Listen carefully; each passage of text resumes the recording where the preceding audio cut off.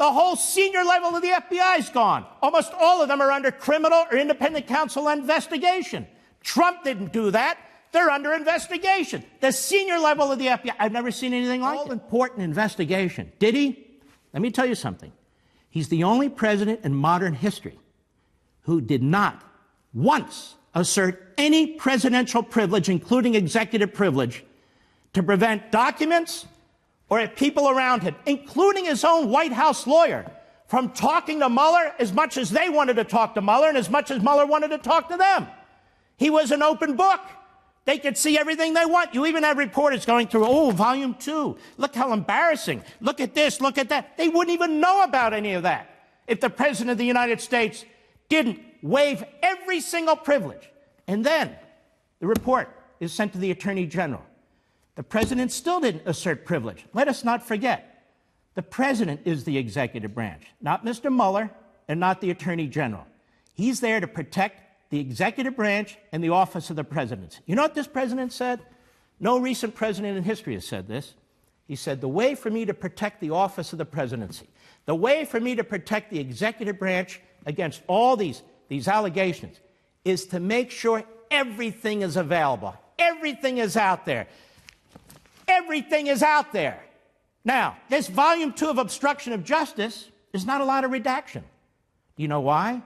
Because it's not really a legal investigation. It's pablum. It's gossip.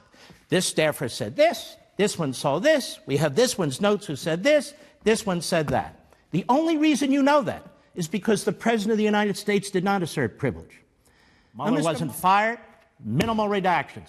But he says, I'm going to release as much as I can. So what does Mueller think?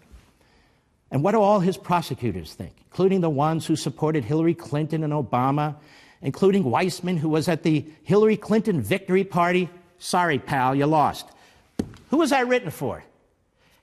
When this thing was finished, they also knew the Democrats took over the House of Representatives. They also knew that under Article 2, Section 4, the Democrats were hungry for impeachment. How do we know? The day after the president was elected, Donald Trump, they were talking about impeachment. He sees it, we all see it. The Mueller team saw it.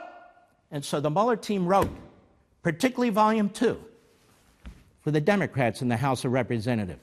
This is an impeachment report. This is an abuse of power by a prosecutor.